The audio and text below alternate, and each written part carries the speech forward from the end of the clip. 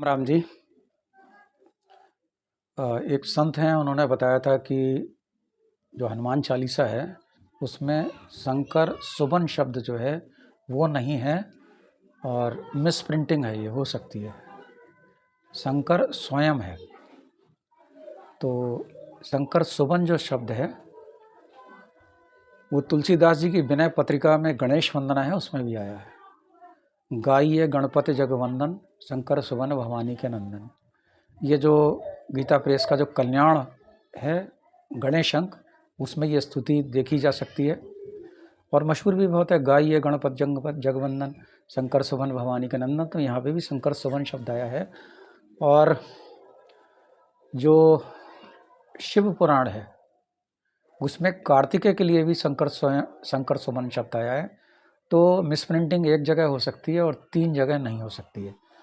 तो मैं आपको हनुमान चालीसा का तो सबको पता ही है, तो मैं आपको शिव पुराण में दिखाता हूँ कि कार्तिकेय के लिए भी शंकर सुबन शब्द आया। आइए देखें।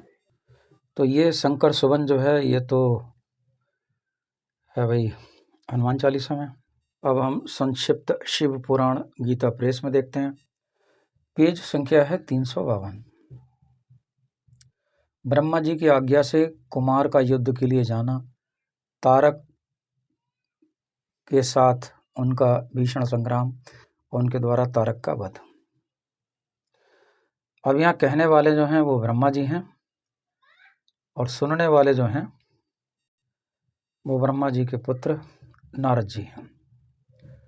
तब ब्रह्मा जी ने कहा, शंकर सुबन स्वामी कार्तिक, तुम तो देव आदि देव हो, पार्वती के सुत विष्णु और तारकासुर नहीं है, तारक असुर है।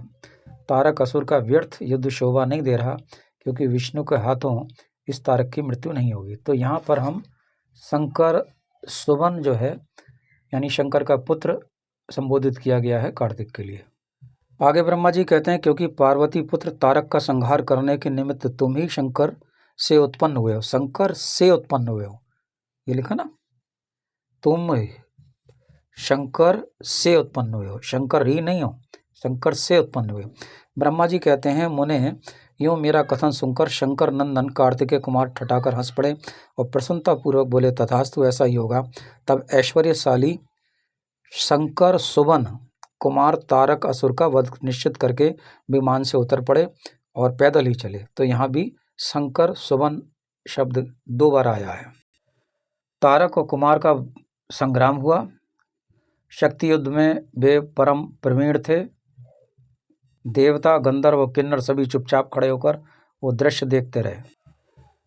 रुद्र संहिता में पेज संख्या 353 पे आगे लिखा है, शंभु पुत्र कुमार महाबली और महान ऐश्वर्यशाली तो थे ही, उन्होंने तारक का वध करने की इच्छा से शक्ति हाथ में ली और उस समय उनकी अद्भुत शोभा हुई। तदंतर शंकर जी के तेज से संपन्न कुमार ने उस शक्ति से तारकासुर पर, जो समस्त लोगों को कष्ट देने वाला था, प्रहार किया। उस शक्ति के आघात से तारकासुर के सभी अंग छिन्न भिन्न हो गए और संपूर्ण असुरगणों का अधिपति वो महावीर सहसा धाराशाही हो गया। तारक के प्राण पखेरु उड़ गए, यानी तारक जो था वो एक असुर था। उसके बाद सहस्त्रोदैत्य जीवन की आशा से भागकर पाताल में घुस गए। देखिए यहाँ तीसरी बार फिर आया है कि शंकर सुबन कुमार की स्तुति करने लगे। सब लोग, देवता लोग ना, शंकर सुबन की कुमार की स्तुति करने लगे। ये तीसरी बार आया संक्षिप्त शिव पुराण में, पेज संख्या 354 पे है। ब्रह्मा जी कहते हैं, मुने जब विष्णु आदि देवताओं ने इस प्रकार कुमार का स्तवन किया, तब उन प्रभु ने सभी देवों को क्रमशः नया नया वर प्रदान किया। तत्पश्चात पर्वतों की स्तुति देखकर वे शंकर तनय परम प्रसन्न हुए और उन्हें वर देते हुए बोले, स्कंद ने कहा, भूधरों, तुम सभी पर्वत तपस्वियों के लिए पूजनीय, कर्मठ और ज्ञानियों के लिए सेवनीय हो जाओगे। तो यहाँ संक्षिप्त शिव पुराण में हमने शंकर सुबन कार्तिक के लिए देखा और हम थोड़ा नीचे आएंगे तो यहाँ हमने फिर शंकर सुबन देखा। पेज संख्या 54 पर भी हमने शंकर सुबन कुमार के लिए संबोधित करते हुए देखा। हरिओम। मैं पंडित राकेश पांडे, बरेली।